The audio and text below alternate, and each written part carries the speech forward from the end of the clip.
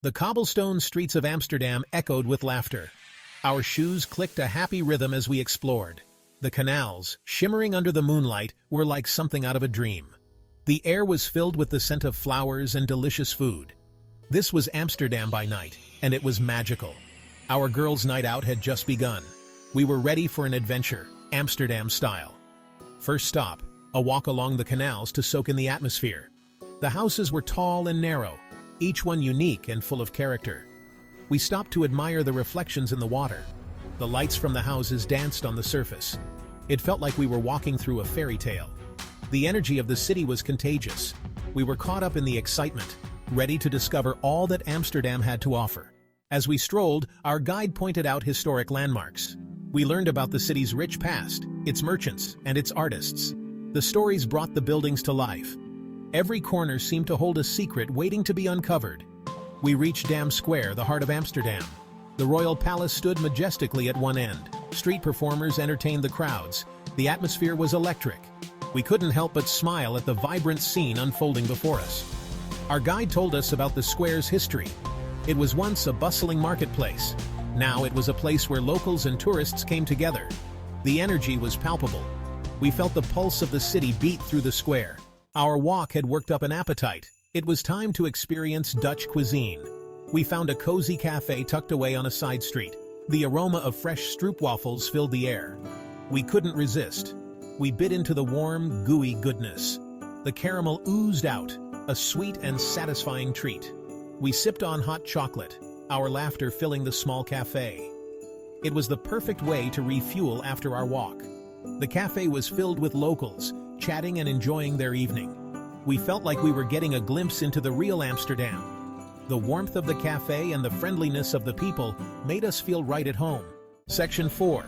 A glimpse into the red light district. Our next stop was the infamous red light district. It was a world of its own, both intriguing and a little shocking.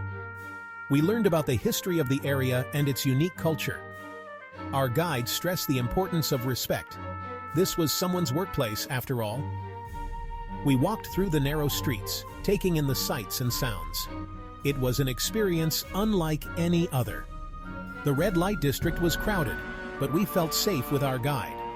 We saw a different side of Amsterdam, one that was both fascinating and thought-provoking. It was a reminder that every city has its complexities. Section 5. Cruising the canals by night. No trip to Amsterdam is complete without a canal cruise. We boarded a comfortable boat and set off along the water.